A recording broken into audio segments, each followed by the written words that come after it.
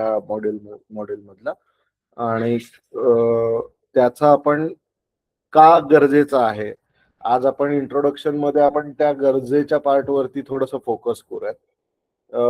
माझं introduction already दिलेलं आहे पण मला असं आता वाटतं की तुम्ही लोकांनी तुमचं इंट्रोडक्शन द्यावं म्हणजे मला थोडीशी आयडिया येईल की मला काय लेवलला जाऊन शिकवायला पाहिजे तुम्हाला कुठल्या लेवलला जावं लागेल.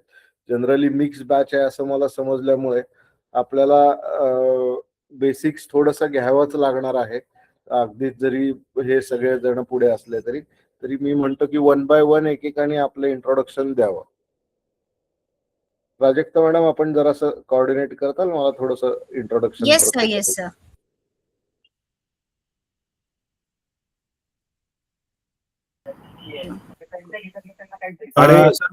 I will go ahead sir. माझं नाव मेजर कौस्तुभ घारेवाल आहे. मी इंडियन आर्मी मध्ये होतो and I served for 12 years and now I have come outside and I'm working in corporate for the last 7 years and I have a business of my own in security systems. But with respect to the cyber world, I am a novice sir. I am just starting. Okay. Thank you. Introduction देताना जर का आपलं video on असेल तर मला जरासा चेहरा पण समजेल. Yes sir. थँक्यू गोष्ट. Thank you so much. Yes. Who is next? Ashish.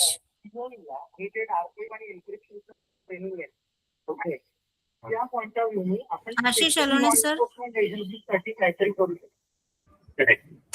Hey, hi everyone.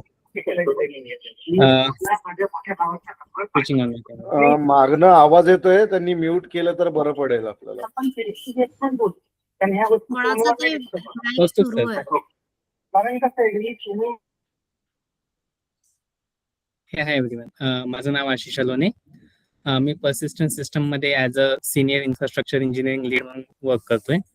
माझं networking, incident management, service management ह्या साईडला माझं वर्किंग आहे आणि मला सर्व्हिस सिक्युरिटी साईडला थोडं मूव्ह व्हायचं होतं त्यामुळे मी हा कोर्स चूज केलेला आहे. Very good. पर्सिस्टंट आमचे 2016 मधले क्लायंट आहेत. आम्ही त्यांना तुम्हाला आपल्या कर्वे रोडच्या कॅम्पसला आम्ही तुमचे 162 कॅमेरे नवीन अॅनालॉग टू आयपी चेंज करून दिले ते अजून चालू आहेत ना. ओके. येस.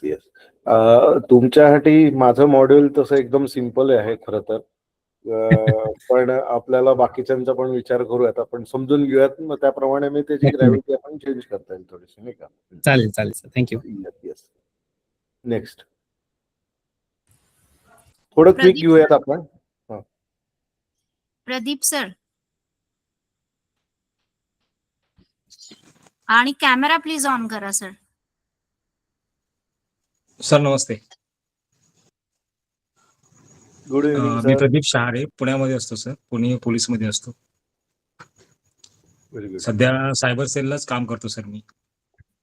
ओके. ग्रेट. बढिया. Thank you sir. थँक्यू. संदीप पोते सर.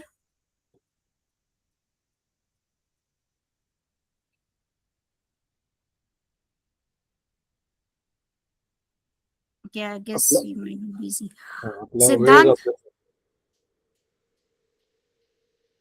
सिद्धांत पाटील. नमस्ते सर. मी सिद्धांत नित्यानंद पाटील.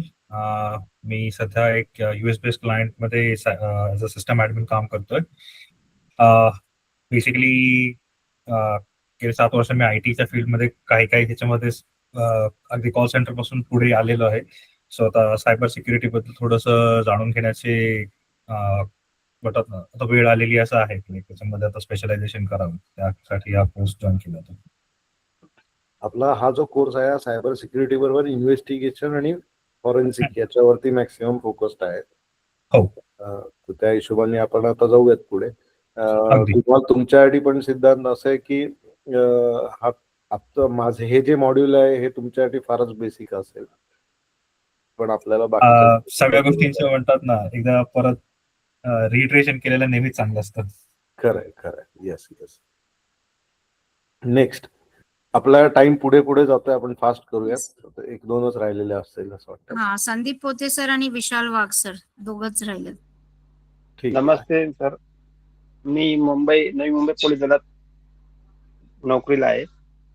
मला सायबर क्राईम विषयी थोडी माहिती म्हणजे शिकण्याची इच्छा आहे आणि सध्याच्या युगामध्ये सायबर क्राईमचे प्रमाण बरेच वाढलेले आहे.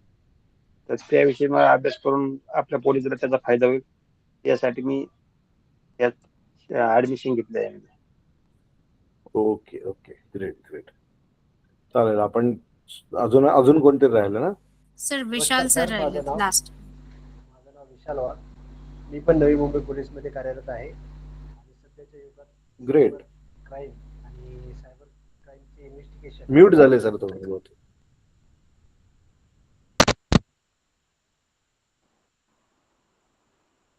नाही, आवाज नाही येते. हॅलो, विशाल सर आवाज अजिबात येत नाही तुमचा. येस येस, आता आला. आता येतोय सर आवाज? हो, येतो येतो. आजच्या युगामध्ये सायबर क्राईम आणि त्याच्याबद्दलचा तपास करणं खूप गरजेचं आहे. त्यामुळे हा कोर्स मला योग्य वाटला म्हणून मी ह्या कोर्सची निवड केली. ग्रेट. तुम्ही पण सायबर सेल मध्येच काम करताय आता? नाही, आम्ही सध्या हेडक्वार्टरला काम करतो. पोलीस स्टेशनला होतो आपण, आता हेडक्वार्टरला. बर बर. ठीक आहे. तर आपण चालू करूयात आता, वेळ झालेला आहे बराच. तर हे मॉड्यूल तसं सिंपल असलं तरी, बाकीच्या लोकांसाठी जरी सिंपल असेल तरी सुद्धा खूप इसेन्शियल आहे. कारण याच्यामधनं कम्प्युटरचं तुम्हाला कशा पद्धतीने कम्युनिकेशन होतं, त्याच्यामधनं कम्युनिकेशन झाल्यानंतर त्याच्यावरती अटॅक कशाप्रमाणे होऊ शकतो, कशाने होतो, म्हणजे कशा पद्धतीने होतो आणि त्याला इन्व्हेस्टिगेशन कसं केलं पाहिजे, यासाठी आपल्याला अटॅक जो होतो तो वेगवेगळ्या पद्धतीने हार्डवेअरवरती पण होतो, काही वेळेला सॉफ्टवेअरच्या ह्याच्यामध्ये पण होतो. तर त्यावेळेला आपल्याला समजून घेणं की काय आहे, जर जोपर्यंत आपल्याला हार्डवेअरचं प्रॉपर नॉलेज येणार नाही तोपर्यंत आपल्याला समजणार नाही की कम्प्युटरचं कम्युनिकेशन कसं होतं, सॉफ्टवेअर कशा पद्धतीने डेव्हलप केले जातात, सॉफ्टवेअरचे काय काय टाईप्स आहेत, ते कुठल्या माध्यमातनं, कुठल्या टाईपच्या सॉफ्टवेअरमधनं किंवा कुठल्या टाईपच्या डेटाबेसमधनं हा याच्यावरती अटॅक झालेला आहे, हे समजण्यासाठी आपल्याला कम्प्युटर हार्डवेअरचं नॉलेज असणं गरजेचं आहे. ते असेल तरच आपल्याला पुढचं इन्व्हेस्टिगेशन करणं हे सोपं जाऊ शकतं. त्याच्यामुळे आपण ह्या बेसिक मॉड्यूल पासून सुरुवात करत आहोत. आजच्या ह्याच्यामध्ये आपण एक कम्प्युटरचं नॉर्मल डेफिनेशन काय आहे ते समजून घेणार आहे. कॉम्पोनंट्स, तुमचे कम्प्युटर मधले कॉम्पोनंट्स काय असतात आणि त्यांचं काय काम असतं आणि ते एकमेकांची कशा पद्धतीने बोलतात. जसं आज आपण मराठी, मी सुरुवात करताना म्हणलं की I am comfortable in Marathi, तर मला मराठीतनं तुम्हाला सगळ्यांना चालत असेल तर आपलं कम्युनिकेशन चांगलं होईल आणि चांगलं झालं तर तुम्हाला चांगल्या पद्धतीने मी देऊ शकेल, माझ्याकडचं नॉलेज जे आहे ते तुमच्यापर्यंत चांगल्या पद्धतीने ट्रान्सफर होईल. सेम गोष्ट याच्यामध्ये पण ऍप्लिकेबल होते आणि तेच आपण याच्यामधनं सगळं समजून घेणार आहोत. आणि सायबर ह्याच्यामध्ये, म्हणजे सायबर सिक्युरिटीच्या कुठल्याही याच्यामध्ये गेलं तर कम्प्युटर आणि इंटरनेट हे दोनच गोष्टी आहेत. त्या दोन गोष्टींवरनं तुम्हाला बऱ्याचशा गोष्टी त्याच्यामध्ये इन्व्हेस्टिगेशन करणं पॉसिबल होऊ शकतं. आणि तसं बघितलं तर ह्या कम्प्युटरच्या ह्याच्यामध्ये सिंपल गोष्ट म्हणजे काय, एक इनपुट आहे, एक आउटपुट आहे. आउटपुटला प्रोसेस करण्याची एक प्रोसेसिंग युनिट आहे आणि डेटा जो आहे तो स्टोअर करण्यासाठी स्टोअर करण्याची कुठेतरी जागा आहे. ह्या सिंपल कन्सेप्टवरनं आपण सुरुवात करूया. या प्रत्येक ठिकाणी आपल्याला काही ना काहीतरी अटॅक करायला, कुठनं तरी त्या सिस्टीम मध्ये घुसण्यासाठी चान्स मिळत असतो आणि तोच कशा पद्धतीने आपल्याला अवॉइड करता येईल, जाऊ देता येणार नाही, याच्यावरती आपल्याला पुढे काम करायचं. आणि जर झालाच असेल तर झालाय तर आपल्याला तो शोधून काढणं, हे आपलं मेन याच्या मागचं वर्क हे असणार आहे. तर कोणी सांगू शकेल का कम्प्युटरची ऍक्च्युली डेफिनेशन कम्प्युटर म्हणजे काय, आपण काय काय म्हणू शकतो? ऍक्च्युली मी स्लाइड बंद करायला पाहिजे आणि विचारायला पाहिजे, कम्प्युटर म्हणजे नक्की काय? कोण सांगू शकेल काय? डेफिनेशन काय असं विचारूयात आपण स्पेसिफिकली.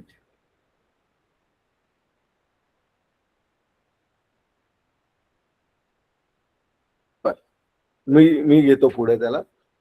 कम्प्युटर हे इलेक्ट्रॉनिक डिव्हाइस आहे ज्याच्यामध्ये डेटा प्रोसेसिंगची कॅपॅबिलिटी आहे.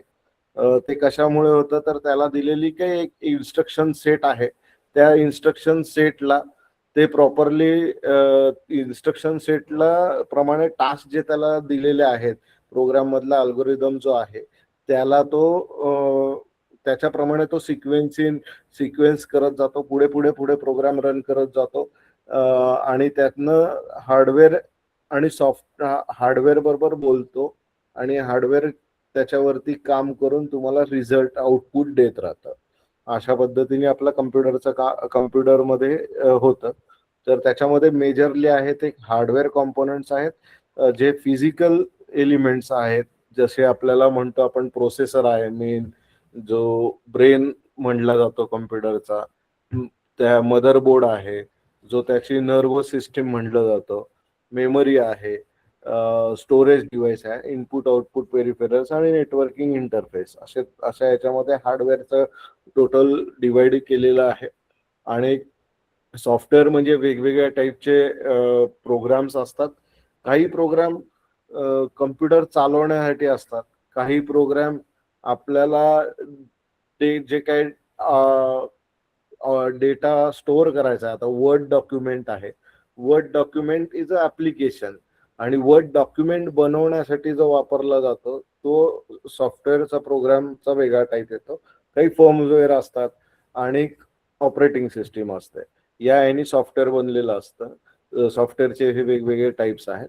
आता जनरली बघितलं तर आपल्याला मगाशीच आपलं बोलणं झालं की इनपुट डिव्हाइस आहे, काहीतरी आपण इनपुट देतो, इनपुट दिल्यानंतर त्याच्यावरती प्रोसेसिंग होतं. प्रोसेसिंग करणारा जो असतो तो सीपीयू असतो. जो सीपीयू आहे त्याला आपण ब्रेन म्हणतो, कारण त्याच्यामध्ये वेगवेगळ्या पद्धतीचं अरिथमॅटिक होऊ शकतं, लॉजिकल ऑपरेशन्स होऊ शकतात. त्याच्यामध्ये बरेचसे तुमचे लूपचे प्रोग्राम आहे, इफ बट वाले जे काही गोष्टी असतात त्या त्याच्यामध्ये एक्झिक्यूट केल्या जातात आणि रिपिटेशन्स होतात. म्हणजे आपण कम्प्युटरमध्ये जर का म्हणलं की आम्ही मल्टिप्लिकेशन करायचं, तर मल्टिप्लिकेशन करताना जर का आपण दिलं असेल की 2x4x2 असं जर का दिलं असेल, तर ऍक्च्युली कम्प्युटर काय करतो तर कम्प्युटर ऍडिशन करत जातो त्याची, तो मल्टिप्लिकेशन नाही करत, तो ऍडिशन करतो. पहिल्यांदा दोन वेळाला म्हणजे 2x4 म्हणजे 4+4 असं तो ऍड करत जातो आणि मग त्या रिझल्ट पर्यंत तो पोहोचतो. तर अशा पद्धतीने त्याचे अल्गोरिदम फिक्स केलेले असतात आणि प्रोसेसर त्याच्यावरती काम करून तुम्हाला देतो. प्रोसेसरमध्ये इंटरनल भरपूर गोष्टी असतात, खूप सारे आयसीज असतात, खूप सारी मेमरी असते, कॅशे मेमरी असते, त्यात ग्राफिकल हे असतं. ते आपण ज्या वेळेला प्रोसेसरला जाऊ शिकायला त्यावेळेला प्रोसेसर बद्दलची माहिती घेऊच आपण. पण इनपुट डिव्हाइसेस मध्ये पण असे इनपुट मध्ये आपण कीबोर्ड आहेत, माऊस आहेत किंवा स्कॅनर आहे वेगवेगळे. आता कॅमेऱ्याचे इनपुट त्याच्यावरती येतं, नेटवर्क इंटरफेस आहेत, हे सगळे इनपुट देणाऱ्या सिस्टीम्स आहेत. आणि या प्रोसेसिंग झाल्यानंतर आउटपुट आपल्याला आयदर मॉनिटरवरती मिळतं किंवा प्रिंटर थ्रू मिळतं किंवा वेगवेगळे जे आउटपुट डिव्हाइसेस आहेत त्याच्यावरनं आपल्याला ते मिळतं. त्याच्यामध्ये मेजर महत्वाचा जो कंपोनंट आहे तो म्हणजे स्टोरेज आहे. स्टोरेजमध्ये फिजिकल स्टोरेज म्हणजे आपल्याला कुठलाही एव्हिडन्स म्हणून घ्यायचा झाला तर आपल्याला ज्या वेळेला आपण जी स्टोरेज आहे म्हणजे प्रायमरी स्टोरेज जे असतं ते म्हणजे रॅम असतं आणि जे डेटा स्टोअर करण्यासाठी परमनंट वापरले जातं ते म्हणजे हार्ड ड्राईव्ह असतात. तर हार्ड ड्राईव्हचे पण वेगवेगळे टाईप आहेत. तर सगळ्यात पहिल्यांदा आपल्याला डेटा अक्वायर करावा लागतो. तो ह्या दोन गोष्टींमधनच आपल्याला डेटा स्टोरेज सिस्टीमच्या मेमरीमधनं आणि कुठलंही अटॅक झाल्यानंतर जे इन्व्हेस्टिगेशन चालू होतं ते मेमरी पासून सुरुवात होतं, हार्ड डिस्क वरती येतं आणि मग बाकीच्या सगळ्या सिस्टीम मध्ये आपण बघतो. नेटवर्क आणि हे वगैरे गोष्टी नंतर बघितल्या जातात. तर त्याचे पण काही रूल्स रेग्युलेशन्स आहेत, ते आपण हळूहळू पुढच्या ह्याच्यामध्ये समजून घ्या कशा पद्धतीने आपण इन्व्हेस्टिगेशनला सुरुवात करतो. कम्प्युटरचं वर्किंग म्हणलं तर त्याची जी काय प्रोसेसिंग पॉवर आहे ती आता प्रचंड झालेली आहे. ज्या वेळेला आम्ही सुरुवात केली 486 म्हणा किंवा हे जे एंट्री लेवलचे त्यावेळेचे जे सगळ्यात भारी हार्डवेअर होतं तेव्हा आम्ही सुरुवात केली. पण त्यावेळेला ती सिस्टीम आत्ताच्या सिस्टीम पेक्षा कैक पटीनी मोठी होती. म्हणजे 10x10च्या रूम मध्ये तुम्हाला बसून काम करायला जागा मिळणार नाही एवढे सगळं अजस्त्र पसरलेलं असायचं. पॉवर सप्लाय वेगळा असायचा, त्याच्यामध्ये बुटिंगसाठी 1.2 ची फ्लॉपी असायची. त्याच्यानंतर डेटा काम करण्यासाठी अजून एक दुसरी फ्लॉपी टाकावी लागायची ज्याच्यामधनं प्रोग्राम रन व्हायचा. तिसऱ्या याच्यामध्ये डेटाबेस स्टोअर केला जायचा.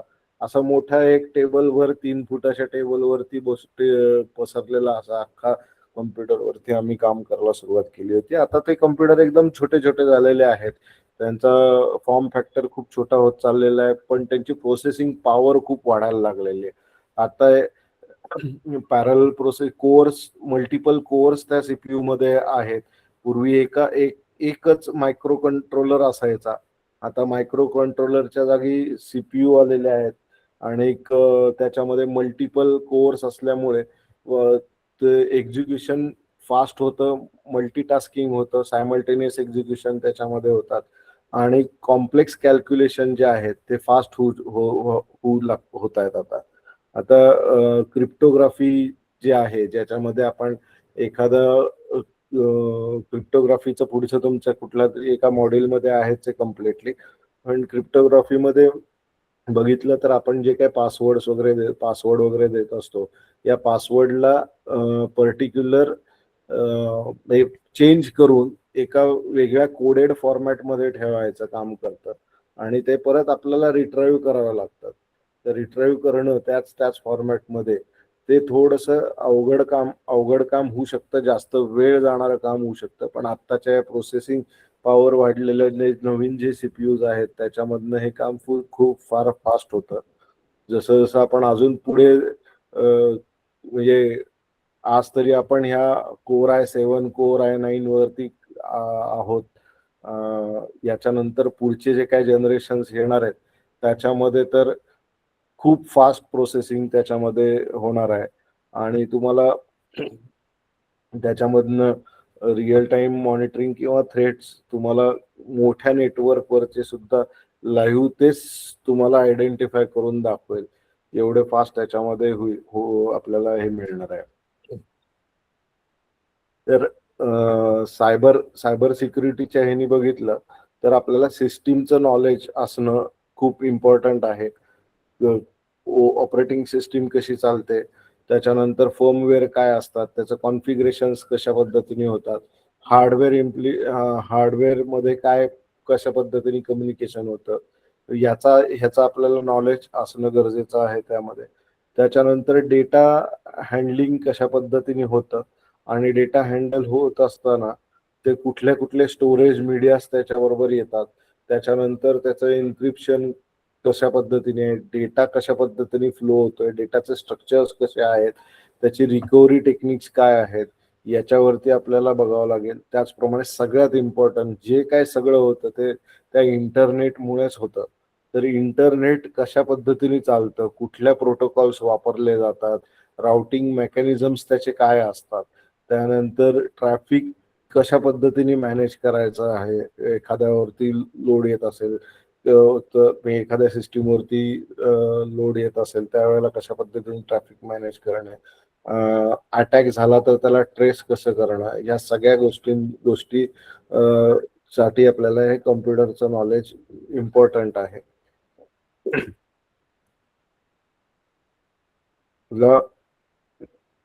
आपण थोडस सॉफ्टवेअरच्या अँगलने घेऊयात, कारण आपला सॉफ्टवेअरचा पार्ट थोडासा कमी असणार आहे याच्यामध्ये. पण आपल्याला काय आहे, सॉफ्टवेअर जे आहे ते गॅप ब्रिज करतं. जसं मगाशी आपण म्हणलं की लँग्वेज जी आहे ती दोन माणसांमध्ये कम्युनिकेशन करायचं असेल तर दोघांना एकमेकांची लँग्वेज समजली पाहिजे. ती समजली तर ते चांगलं कम्युनिकेशन होऊ शकतं. आणि हे जे काम आहे ते सॉफ्टवेअर हार्डवेअर बरोबर बोलण्याची जी काही लँग्वेज आहे, भाषा आहे, ती सॉफ्टवेअरला माहिती असते. ती त्याच्या आपल्या नॉर्मल बिझनेस लँग्वेज मधनं किंवा आपल्या लँग्वेज मधनं त्या कम्प्युटरच्या हार्डवेअरच्या लँग्वेज मध्ये कन्वर्ट करण्याचं काम हे सॉफ्टवेअर करतात. आणि सॉफ्टवेअर लँग्वेजेस करतात, त्याच्यामधनं त्याला समजलं जातं. त्याला त्या सॉफ्टवेअर मधनं आपण जे काही प्रोग्राम लिहिले, अल्गोरिदम लिहिलेला आहे, तो program step by step execute केला जातो, रन केला जातो. आणि रन झाल्यानंतर त्याला कम्प्युटरला ती माहिती ते समजतं आणि त्या पद्धतीने तो ऍक्ट करतो, पुढच्या प्रोसेस त्याच्यामध्ये करतो. तर कशा करतो हे आपण ज्या वेळेला सीपीयूचा अभ्यास करणार आहोत त्याच्यामध्ये आपण ते बघणारच आहोत. आजचं इंट्रोडक्टरी हे असल्यामुळे आपण आता थोडस सॉफ्टवेअर वरती बघूयात, म्हणजे आपल्याला हार्डवेअर वरती पुढच्या ह्याच्यामध्ये शिफ्ट होणं सोपं पडेल. जर का आपण म्हणलं की सॉफ्टवेअर म्हणजे काय आहे, तर ते सॉफ्टवेअर हे इन्स्ट्रक्शन किंवा प्रोग्राम आहे. तो काय करतो तर कम्प्युटर हार्डवेअर बरोबर बोलतो, जसं मगाशी आपण सांगितलं. विदाउट सॉफ्टवेअर किंवा विदाउट हार्डवेअर हे आपल्याला जे काही आउटपुट मिळवायचं आहे, इनपुट देऊन आउटपुट मिळवायचं आहे, ते पॉसिबलच होणार नाहीये आपल्याला. त्यामुळे दोन्ही एकत्र लागतात आणि दोन्ही जेव्हा वेळेला एकत्र येतात त्यावेळेलाच तुम्हाला त्याचं जे काही डिझायर आउटपुट आहे इनपुटचं ते तुम्हाला त्यातनं मिळतं. म्हणजे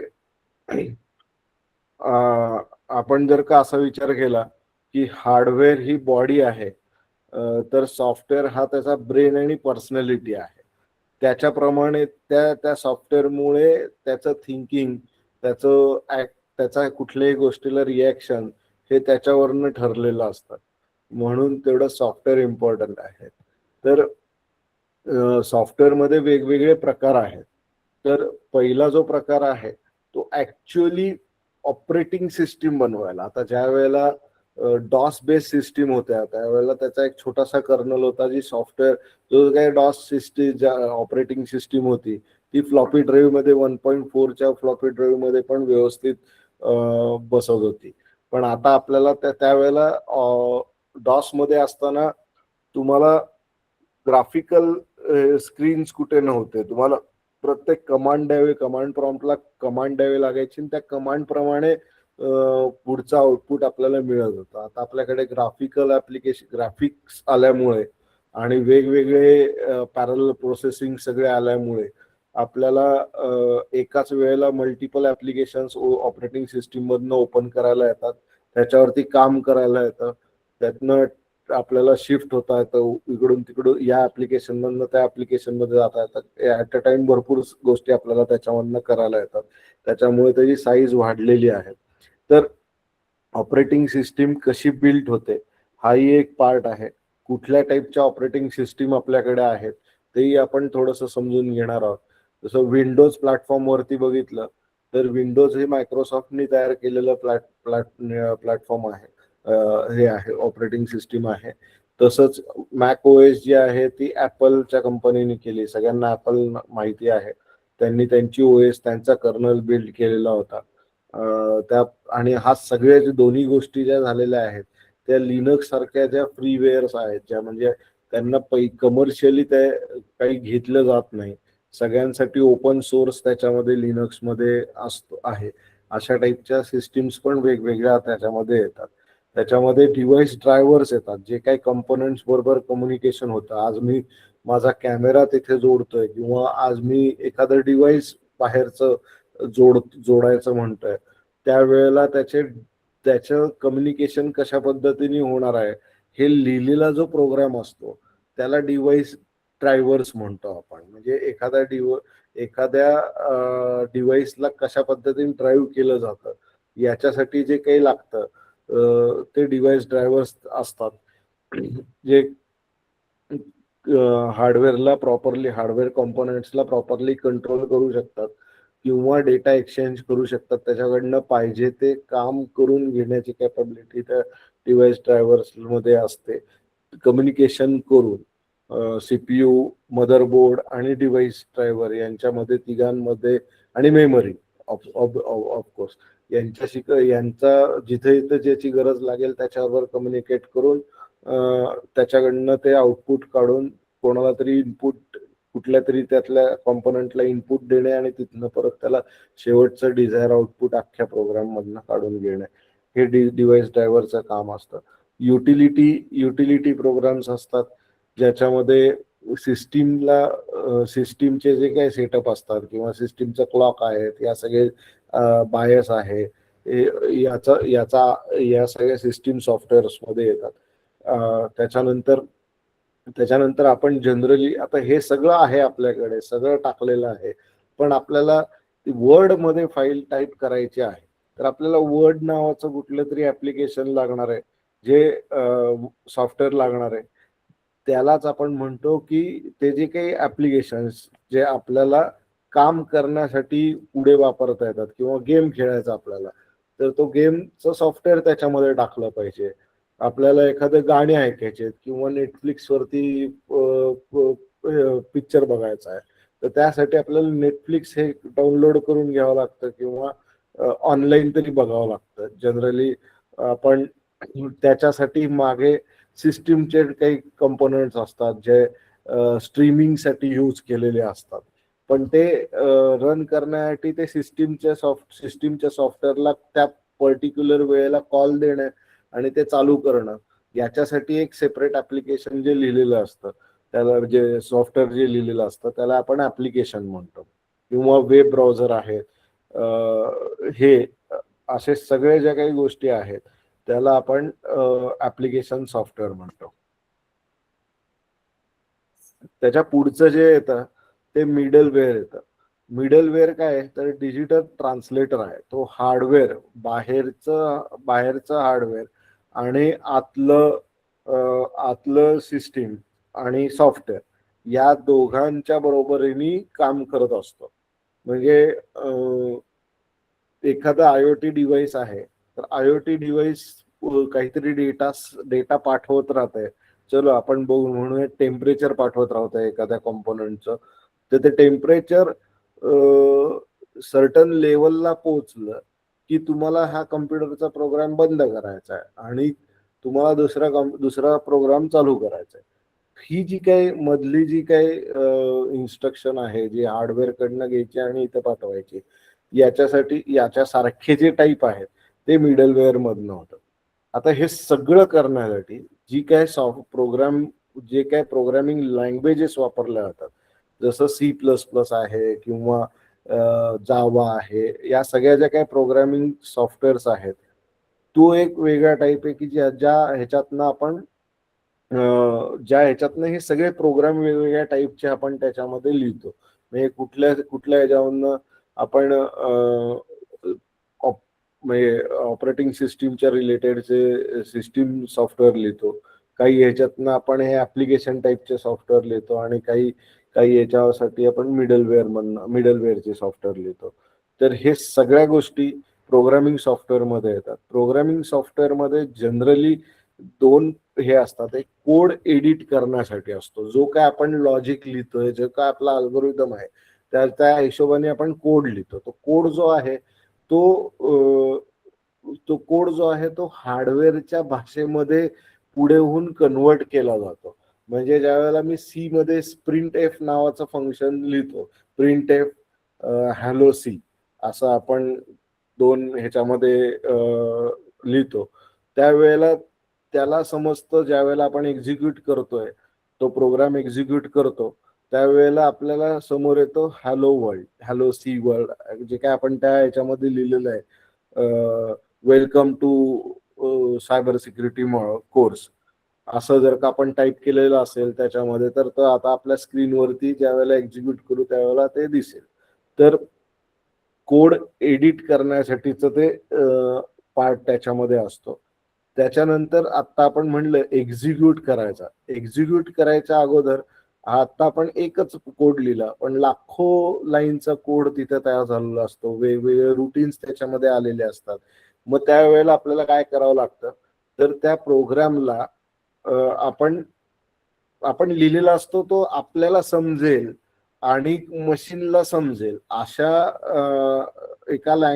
अशा एका ह्याच्यामध्ये लिहिलेला असतो. प्रोग्रामिंग सॉफ्टवेअर असं मधलंच आहे ते, की जे पुढे जाऊन त्या हार्डवेअरला समजेल अशा भाषेमध्ये ते पुढे जातात. पण इथे लिहिताना आपण ज्या वेळेला लिहितो त्यावेळेला आपल्याला त्या कोडचा सिंटॅक्स माहिती असतो आणि त्या सिंटॅक्सच्या हिशोबाने लिहितो आपण, आणि म्हणून ते पुढची गोष्ट होती. मग आता हे जे आहे त्याला कंपाईल करायला पाहिजे. सगळा जो काही कोड लिहिलेला असतो, भरपूर सारे रुटीन्स लिहिलेले असतात, इफ एल्स सगळे आलेले असतात. मग ते कुठेतरी एका लाईन वरती एका ह्याच्यामध्ये आणण्यासाठी तिथे कंपायलर असतो, जो ऍक्च्युली ट्रान्सलेट करतो, म्हणजे ट्रान्सलेट करतो मशीनच्या कोडमध्ये त्याला आणतो, आणि तो रन होतोय की नाही हे बघण्यासाठी आपल्याकडे डीबगर असतो.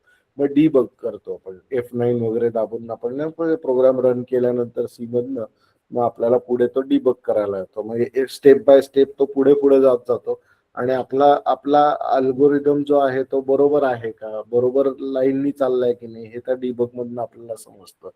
आणि मग पुढे जे येतं ते इंटिग्रेटेड डेव्हलपमेंटचा पार्ट येतो, ज्याच्यामध्ये तो प्रॉपरली कुठल्या ऍप्लिकेशनसाठी वापरायचं हे त्यामधनं ठरलं जातं. आता हे 4 टाईपचे आपले ज्या वेळेला सॉफ्टवेअरचे टाईप आपल्याला समजलेले आहेत. आता आपला सगळा जो काही खेळ आहे तो हार्डवेअरच्या रिलेटेड असणार आहे. तो सगळा मॅक्सिमम मशीन कोडिंग म्हणजे असेंब्ली लँग्वेज मध्ये कन्वर्ट होतात सगळे प्रोग्राम्स, आणि मग आपल्याला ते दिसतं. आता पायथन हे खूप पायथन सारख्या लँग्वेज जे आलेल्या आहेत त्याच्यामुळे हे कोड मशीनच्या ह्याच्यामध्ये असेंब्ली लँग्वेज पर्यंत पोहोचवणं आणि जे काही आपण लिहितो, नॉर्मल लिहितो ते म्हणजे एकदम सोपं झालेलं आहे. त्याच्यामुळे काम पूर्वी खूप बऱ्यापैकी त्याला टीडीएस व्हायच्या त्या गोष्टी आता एकदम सिंपल व्हायला लागलेल्या आहेत. आपण आता डेली लाईफ मध्ये ह्या सगळ्या जे काही सॉफ्टवेअर्स आहेत त्यामधनं आपण बरेचसे वापरत असतो. जसे मोबाईल ऍप मध्ये आपल्याला जेवढे केवढे ऍप आपण वापरतो हे सगळे तेच आहेत. त्यानंतर काही सिक्युरिटी सॉफ्टवेअर्स आपण वापरतो, जसे अँटीव्हायरस आहे, अँटीव्हायरसचे प्रोग्राम्स आहेत, फायरवॉल रिलेटेड सॉफ्टवेअर लेवलचे फायरवॉल्स आहेत, पासवर्ड मॅनेजर्स आहेत, ते प्रोटेक्ट करतात तुमचं. असे भरपूर सारे त्यामध्ये सिक्युरिटी सॉफ्टवेअर्स येतात. तसेच आता आपल्याला आलेलं आहे की आपण आता ऑन प्रिमायसेस जे किंवा ऑन सिस्टीम जे काही स्टोरेज आहे त्याच्या व्यतिरिक्त आपण क्लाउडचा पण ह्याच्यावरती आपण सगळा डेटा आपला स्टोअर करायला लागलेलो आहोत. कारण क्लाउडवरती गेल्यानंतर आपल्याला तो ऍक्सेस करणं कुठल्याही रिमोट लोकेशनवरनं इझी जातं. पण जेवढा इझीनेस वाढणार आहे, जेवढ्या चांगल्या गोष्टी आपल्यावरती घडणार आहेत, तेवढ्याच त्याला डार्क अँगल पण येत जातात प्रत्येक ठिकाणी. म्हणजे सायन्स मध्ये एखादा नवीन इन्व्हेन्शन आलं तर त्याचा उपयोग चांगल्या गोष्टीसाठी पण होतो, तसंच वाईट गोष्टीसाठी पण होतो. तसंच क्लाउड मध्ये पण आहे. क्लाउडची सिक्युरिटी म्हणा किंवा मग त्यासाठी अजून तुम्हाला काहीतरी प्रोव्हिजन्स करावे लागतात की जेणेकरून याच्यावरती अटॅक होणार नाहीत या हिशोबाने. तर हे काही चालू झालं, मला वाटलं अडकलं ते.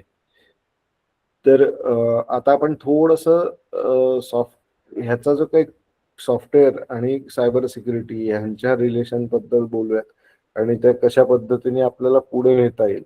इन्व्हेस्टिगेशनच्या हिशोबाने कसे त्याचा उपयोग करता येतो आणि त्याचा आपल्याला शिकण्यासाठी किंवा जे काही हॅकर्स आहेत, इथिकल हॅकर्स आहेत, ते सिम्युलेशन्स कशा पद्धतीने तयार करता येईल याच्यावरती थोडासा फोकस करूयात आपण.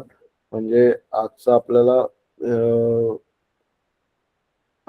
आजची ही सुरुवात होईल आणि मग आपण पुढच्या लेक्चर्स पासून स्पेसिफिकली एक एक कंपोनंट्स वरती बघत जाणार आहोत आणि ते बघत असताना आपल्याला म्हणजे ते समजून घेताना आपल्याला कशा पद्धतीने कम्युनिकेशन होतं, याच्यामध्ये कशा पद्धतीने अटॅक होऊ शकतात याचा आपण त्याच्यामध्ये अभ्यास करणार आहोत. तर माझ्याकडे ह्याची दुसरी पण एक स्लाइड आहे, पण आपण हे कम्प्लीट करूयात आणि मग परत तिकडे बोलूयात. थोडंसं पुढे मागे होईल, पण आपण हे कम्प्लीट करूयात आणि मग दुसऱ्या स्लाइडकडे जाऊयात. तर अँटीव्हायरस, अँटी मालवेअर्स आहेत. अँटीव्हायरस काय काम करतं, तर तुमची जी काही सिस्टीम्स आहेत त्या सिस्टीम मध्ये काही प्रोग्राम्स किंवा असे काही हे आत येतात की ज्याच्यावरती आपण क्लिक केलं, ते क्लिक केल्यानंतर ते त्यांचा एक छोटासा प्रोग्राम त्याच्यामध्ये कुठल्या तरी याच्याबरोबर तो रन करायला सिस्टीम मध्ये सुरुवात होते आणि तो सगळा डेटा तो बघतो तर काय चाललंय, यांच्याकडे कुठल्या टाईपचा डेटा आहे, कुठला इम्पॉर्टंट डेटा आहे, याचा सगळा अभ्यास त्यातनं त्यांना करता येतो आणि मग तुमच्यावरती अटॅक होण्याचे चान्सेस वाढतात. अशा टाईपचे जे काही छोटे छोटे कोड्स किंवा फाईलच्या आतमध्ये टाकून आलेले आपल्याला जे दिसत नाहीये अशा टाईपचे जे काही कोड्स आहेत ते अँटीव्हायरस किंवा अँटी मालवेअरचे शोधतं, म्हणजे अँटी मालवेअर शोधतं आणि त्यातनं आपल्याला रिकव्हर करतं. ते डिटेक्शन त्याच्यामध्ये होतं आणि त्यांनी अँटीव्हायरस टाकल्यामुळे प्रिव्हेन्शन पण त्यामधनं होतं. ज्या वेळेला आपण नेटवर्क लेवलला जातो तर नेटवर्क लेवलला सुद्धा हे अटॅक कंटिन्युअसली होत असतात. आपल्याला मॉनिटर ट्रॅफिक, नेटवर्कचं ट्रॅफिक जे आहे किंवा अनऑथराइज ऍक्सेस नेटवर्कचा कोण घेत असेल त्याला ब्लॉक करणे किंवा त्याच्या प्रत्येक पॅकेट जे येतंय किंवा जातंय याचा इन्स्पेक्शन करणं. याच्यासाठी आपण जनरली फायरवॉल वापरल्या जातात. फायरवॉल 2 टाईपच्या येतात, एक तर हार्डवेअर बेस पण येते आणि सॉफ्टवेअर बेस पण फायरवॉल्स असतात. ज्याप्रमाणे जिथं रिक्वायरमेंट आहे त्या पद्धतीने आपण फायरवॉल डिप्लॉय करतो, हार्डवेअर बेस किंवा सॉफ्टवेअर बेस. तर त्यांनी आपलं प्रोटेक्शन, डिटेक्शन आणि प्रोटेक्शन हे दोन्ही गोष्टी त्याच्यामधनं होतात. आणि एंड पॉइंट प्रोटेक्शन हे जनरली जी सगळ्यात शेवटची जी सिस्टीम असते, म्हणजे आपला जो कम्प्युटर असतो त्याच्यावरचे जे डिव्हाइस असतं आपण म्हणूया, त्या डिव्हाइसला हे करण्यासाठी डिव्हाइसला प्रोटेक्ट आणि असं काहीतरी अटॅक होत असेल तर त्याला हे अडवण्यासाठी म्हणून हे एंड पॉइंट प्रोटेक्शन त्याच्यामध्ये असतं. आणि त्याच्यामध्ये पण परत काही व्हाईट लिस्टिंग ऍप्लिकेशन्स जे असतात त्यांचं कुठल्या टाईपची व्हाईट लिस्टिंग आहेत, ब्लॅक लिस्टेड आहेत, हे सगळ्या गोष्टींवरती त्याच्यामध्ये बघता येतं, आपल्याला समजतात त्याच्याबद्दलच्या इन्फॉर्मेशन. आता आपण जनरली बघतो तर क्विक म्हणा किंवा असे जे काही एंड पॉइंटचे हे आहेत, आपण नेट प्रोटेक्टर पूर्वी खूप वापरलं जायचं नॉर्मल कम्प्युटर्स मध्ये, तर अशा टाईपचे अँटीव्हायरसेस त्याच्यामध्ये घेतले जातात.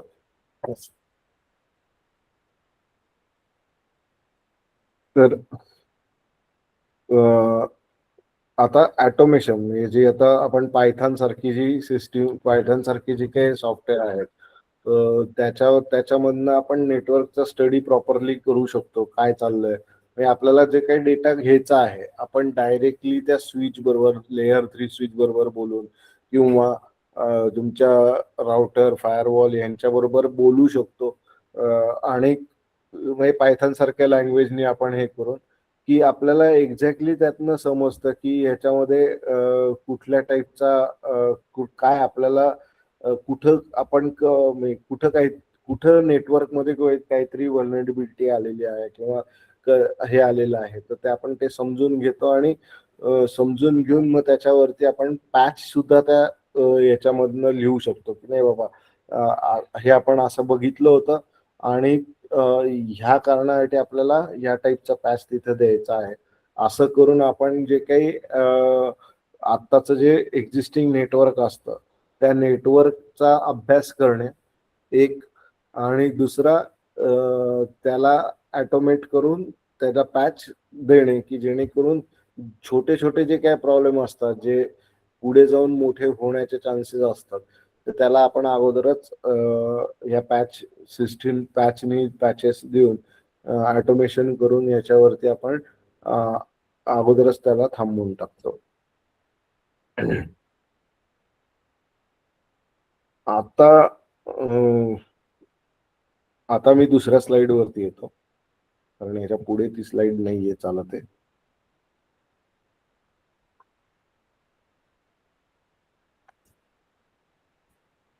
स्क्रीन दिसतंय का माझं?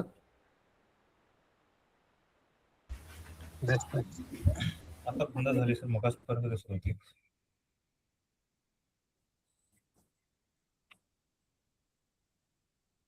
एकच मिनिट.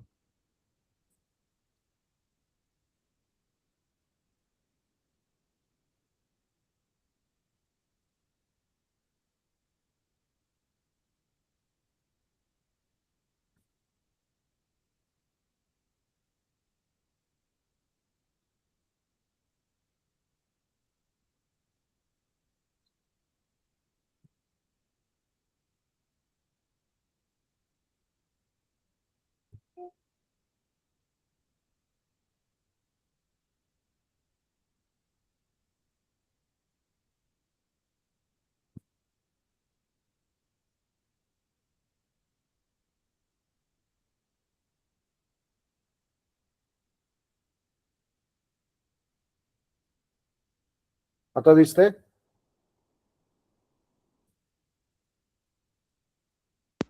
हो सर, दिसते. ओके.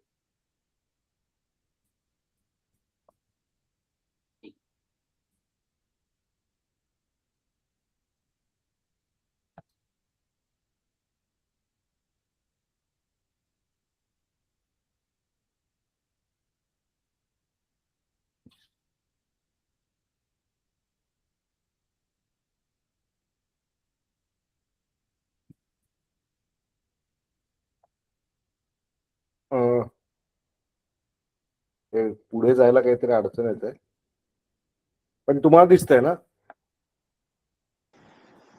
स्क्रीन दिसतेय सर, फक्त राईट अँड लेफ्ट साइडला 2 ब्लॅक पॅच दिसत आहेत. हा ठीक आहे. ते स्लाइड मधला तो 16:9 आणि 4:3 असं ओके. होतं ते. तर डिजिटल फॉरेन्सिक आणि त्याचा इन्सिडेंट रिस्पॉन्स याच्यावरती आपण थोडस येऊयात. याचा आणि हा पार्ट इथं का घेतोय आपण दुसऱ्या ह्याच्यातला असला तरी, कारण मला सांगायचंय की तुम्हाला हार्डवेअरचं नॉलेज असणं गरजेचं का आहे. कारण इट स्टार्ट फ्रॉम छोट्या छोट्या रॅम आहे, नेटवर्क आहे, स्टोरेज आहे, ह्याच सिस्टीम मधनं हे आपल्याला त्याचं फॉरेन्सिक आणि इन्सिडेंट रिस्पॉन्स साठी आपल्याला त्याचा उपयोग करता येतो. आता काय होतं, काय असतं आणि कशा पद्धतीने होतं.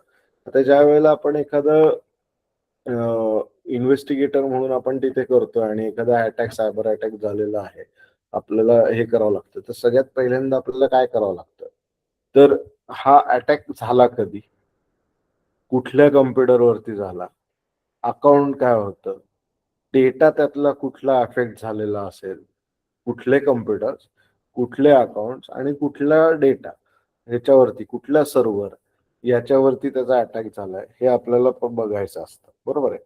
त्याच्यानंतर काय पहिल्यांदा झालं, काय काय सगळ्यात शेवटी झालं, त्याचा इम्पॅक्ट कसा आला. म्हणजे एखादं अटॅक झालेला असतो त्याचं जे काही, जसं आपण म्हणलं मगाशी की एखाद्या फाईल मधनं हे येतं एखादी लिंक येते, ती लिंक आपण ओपन करतो आणि ओपन झाल्यानंतर ती काहीच करत नाही.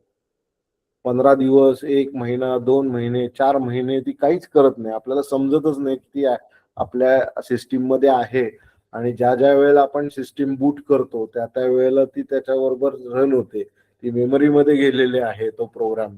जो काय आपल्याला त्या लिंक मधनं जो काय प्रोग्राम आलेला आहे तो त्या मेमरीमध्ये गेलाय. तो मेमरीमधनं तुमच्या स्टोरेजमध्ये गेलाय आणि तो हळूहळू सगळं तुमचं काय काम करताय ते सगळं बघतो. आणि बघितल्यानंतर ज्या वेळेला त्याला वाटतं की नाही आता आपल्याला ही सगळी इन्फॉर्मेशन मिळालेली आहे आणि मी आता ह्या एका सिस्टीमवरनं अख्ख्या नेटवर्कच्या सर्व्हर पर्यंत किंवा डेटाबेस पर्यंत कुठे आहे तिथं टॅलीचं सर्व्हर असेल त्या टॅलीच्या सर्व्हर पर्यंत पोहोचू शकतोय किंवा काही कामाच्या फाईल्स आहेत तिथपर्यंत पोहोचू शकतोय, त्यावेळेला तो अटॅक करतो. त्याच्यामुळे आपल्याला स्टार्ट कशाने कुठनं झाला, पुढे कसं गेलं ते स्टार्ट झाल्यानंतर आणि त्याचा लास्ट इम्पॅक्ट काय झाला, या सगळ्या गोष्टी आपल्याला त्यामध्ये बघायच्या आहेत.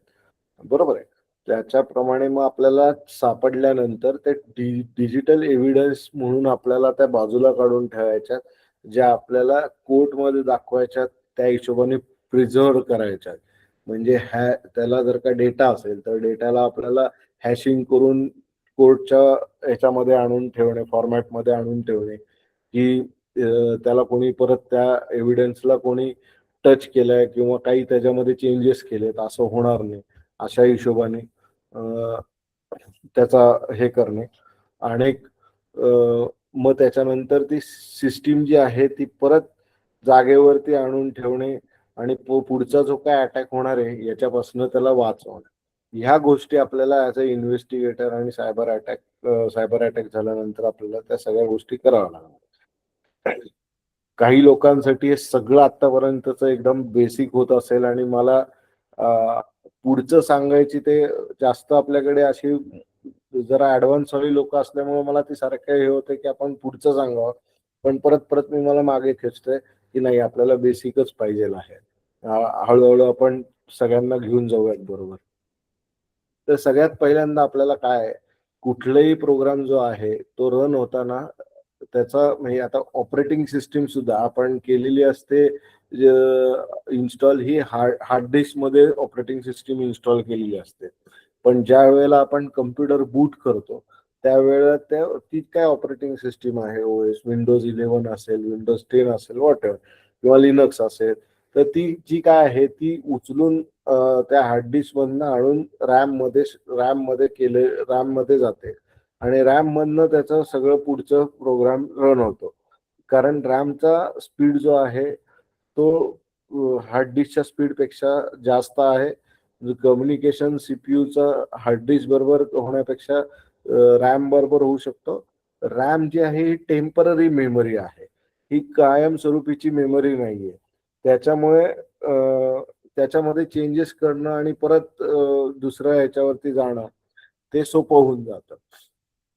मग सगळे प्रोग्राम जे आहेत ते रॅम वरती असल्यामुळे सगळ्यात पहिल्यांदा ज्या वेळेला अटॅक होतो त्यावेळेला रॅम मधले जे काय आहे हिडन मालवेअर्स असतील किंवा रूटकिल असतील किंवा जे काय आहे ते आपल्याला समजण्यासाठी, त्याचा अभ्यास करण्यासाठी आपल्याला त्याची कॉपी कुठेतरी काढून ठेवली पाहिजे आणि नंतर त्या सिस्टीमला शटडाऊन किंवा रिस्टार्ट केलं पाहिजे. अशा टाईपचे छोटे छोटे गोष्टींनी आपल्याला इन्व्हेस्टिगेशन सोप्या पद्धतीने करणे, इन्व्हेस्टिगेशनसाठी लागणारे जे काही एन्व्हायरमेंट आहे ते व्यवस्थित करता येतं. कधीही अटॅक झाल्यानंतर त्या सिस्टीमला डायरेक्ट शटडाऊन करू नये. जनरली आपण हँग झाला वगैरे म्हणून आपण डायरेक्टली त्याला शटडाऊन करतो, पण ते केल्यामुळे आपल्याला सगळे एव्हिडन्स जे आहेत ते त्यातनं जाऊ शकतात. त्यामध्ये आपल्याला इंटरनेटचे कनेक्शन किंवा इंटरनेट किंवा नेटवर्कचं जे काही कनेक्शन आहे त्याचाही अभ्यास त्याच्याबरोबर आपल्याला करता येतो.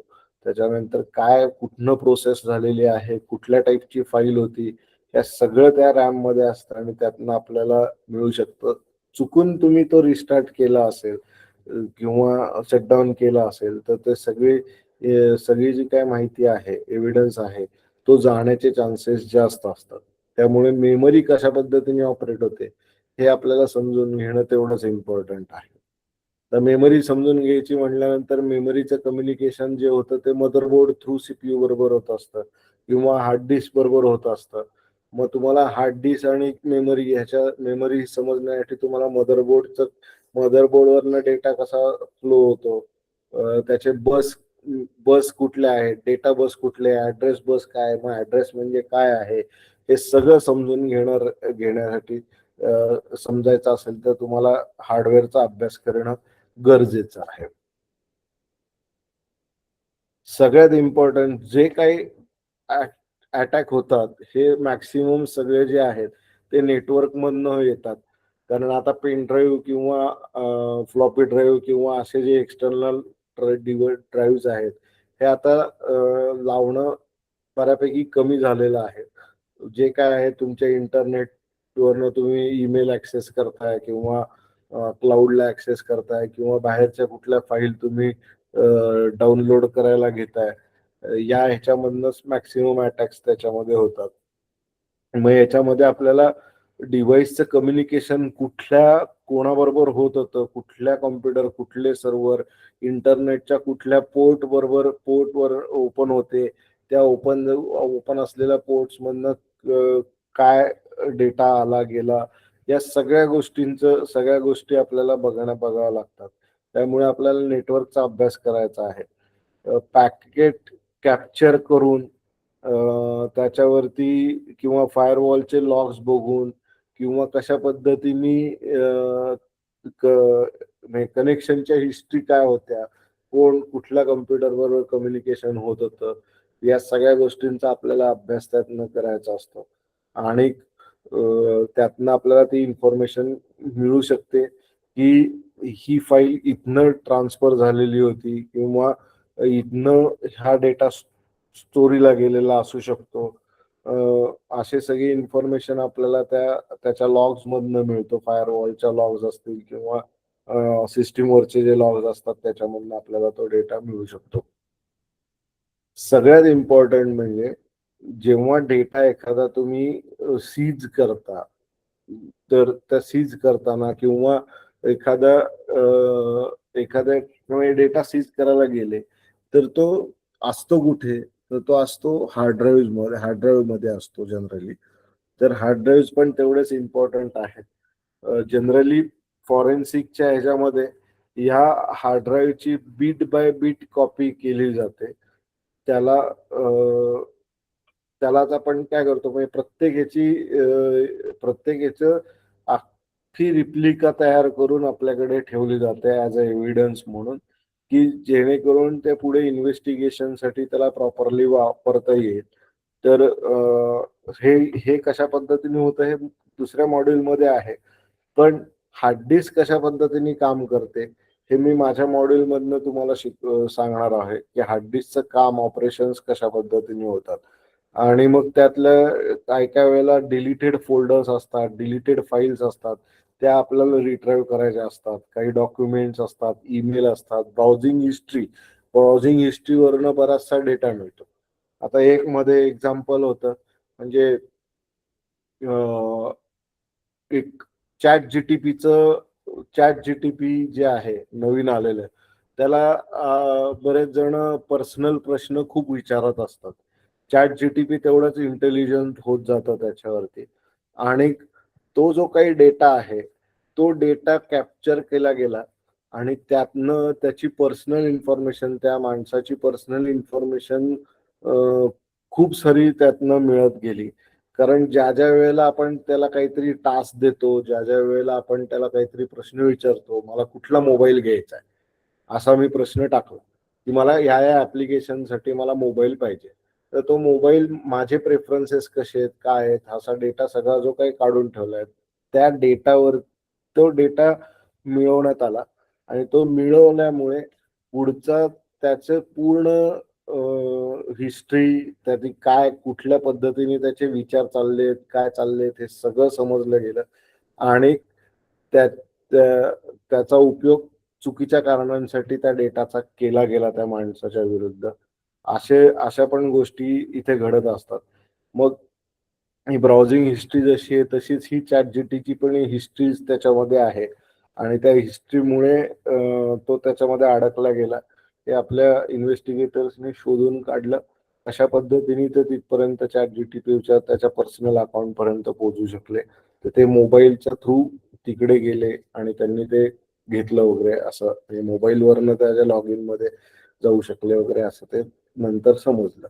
पण हे सगळं हे करताना त्याचा डेटा हा क्लाउड वरती स्टोअर होत होता आणि तो स्टोअर झालेला जो काही डेटा आहे त्या डेटापर्यंत त्यांना पोहोचल्यामुळे तिथपर्यंत त्यांना म्हणजे त्याच्यावरती हे करता आलं. हार्ड डिस्क मध्ये फाईल सिस्टीमचे रेकॉर्ड्स मेंटेन केलेले असतात. ती जी काही रेकॉर्ड्स असतात त्याच्यामध्ये काय चेंजेस झालेले आहेत, कुठली फाईल कुठल्या प्रोग्राम मध्ये तो रन होतोय, कशा पद्धतीने होतोय, हे सगळे एव्हिडन्स आपल्याला त्या याच्यामधनच डिस्क ज्या वेळेला आपण रिप्लिकेट करून ठेवत असतो त्याच्यामधनं आपल्याला मिळतात किंवा आपल्याला सिस्टीम चालू असताना पण त्यातनं मिळतात. पण आपल्याला त्यावेळेला जर का तो कॉपी करून ठेवला नसेल तर एखाद्या वेळेला तो प्रोग्राम नंतर बंद झाला तर आपल्याला ते सापडणं अवघड होऊ शकतं.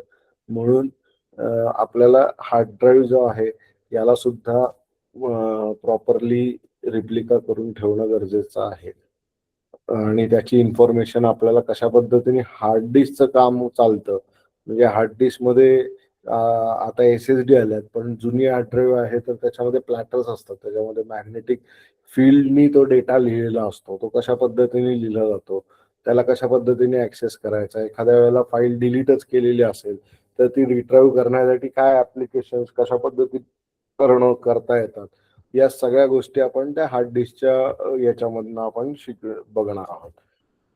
तर आपलं आता 10 वाजलेले आहेत, आपण थोडस स्टॉप करूयात आजच्या लेक्चरला. पण आता थोडा फीडबॅक मला गरजेचा वाटतोय कारण आजचं आपलं पहिलंच लेक्चर आहे. थोडी लेवल वरती खाली कशी करता येईल आपण बघूयात. पण मला संदीप साहेब आणि वाघ साहेब यांच्याकडनं थोडीशी आजच्या लेक्चर बद्दलचं थोडस आयडिया पाहिजे आहे. काय तुम्हाला वाटलं आजच्या ह्याच्यामध्ये?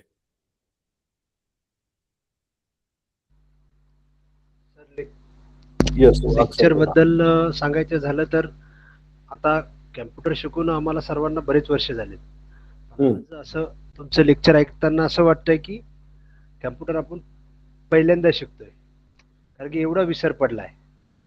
या सगळ्या गोष्टी समजतात. आपण कॅम्प्युटरला रोज बघतो, ते सगळे प्रोग्राम रोज हँडल करतो, पण जे टेक्निकल नॉलेज असतं ते विसरून जातो आपण. ते तुमच्याकडून आज परत एकदा बघायला भेटलं, ऐकायला भेटलं आणि ते रिवाइंड झाल्यामुळं छान वाटलं सर. बरं, माझा थोडासा फोकस असा होता वाघ सर की आपण जर ज्या पद्धतीने आता घेतलं मी लेक्चर, तर त्याच्यामध्ये तुम्हाला अजून फास्ट जावं असं वाटतं का अजून स्लो जावं असं वाटतं? तुम्हाला तुमचं कुठपर्यंत लेवल होती हे थोडंसं समजून घ्यायचं, म्हणजे मला त्या पद्धतीने थोडं पुढे मागे करता येईल लेक्चर असं. सर आपण चाललोय ते ठीक आहे, त्या पद्धतीने जर तुम्हाला जसं सोयीस्कर वाटेल ते मॅचअप करण्याचं किंवा हे करण्याचा आम्ही प्रयत्न करू. आणि जर समजा काही वाटलं की फास्ट होतंय किंवा स्लो होतंय त्यावेळेस आपल्याला मी सांगू. येस, ते जास्त बरं राहील की हे नाही समजलं आम्हाला किंवा हे तुम्ही फारच खूपच ह्याच्यामध्ये सांगताय आम्हाला, ह्याच्यापेक्षा जरा आम्हाला माहिती आहे असं क्लिअरली सांगत चला, म्हणजे आपल्याला ते हे करता येईल. कारण आपल्या बरोबरचे बाकीचे लोक जे आहेत ते या फील्ड मधले आहेत, मग तिथे थोडस आपल्याला सगळ्यांना मॅच करून जायचं आहे. Yes sir, yes yes. Sandeep sir तुमच्याकडनं काय?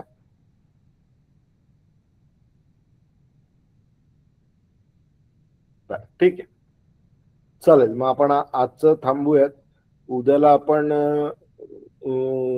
जे मदरबोर्ड जो आहे त्याच्यावरती किंवा कॉम्पोनंट CPU वरती आपण सुरुवात करूयात.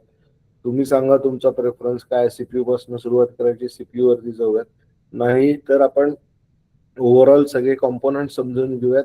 कॉम्पोनंट समजून मग आपण एकेका आतले कॉम्पोनंट्स आणि बाहेरचे कॉम्पोनंट, म्हणजे मी जनरली म्हणतो सीपीयूच्या डब्याच्या आतले ज्या गोष्टी आहेत त्या, आणि नंतर मग बाहेरच्या गोष्टी, अशा पद्धतीने आपण जाऊया. म्हणजे ते सोपं पडेल. मग आपल्याला इंटरनेटवरती जाण्यासाठी आतलं सगळं माहिती कशा पद्धतीने कम्युनिकेशन होतंय, मग आपण इंटरनेटच्या साठी बाहेरच्या ह्याच्यामध्ये असं आपण. सर एक बोलायचं होतं. बोला ना. आता आपण विचारलं की आपण कुठल्या पद्धतीने गेलं पाहिजे.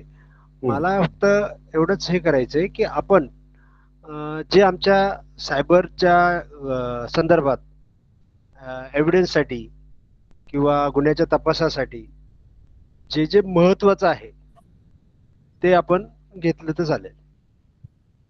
होय होय, तसंच घेणार आहोत आपण. Okay sir, thank you. येस, चलो, good night. Good night. Thank you all.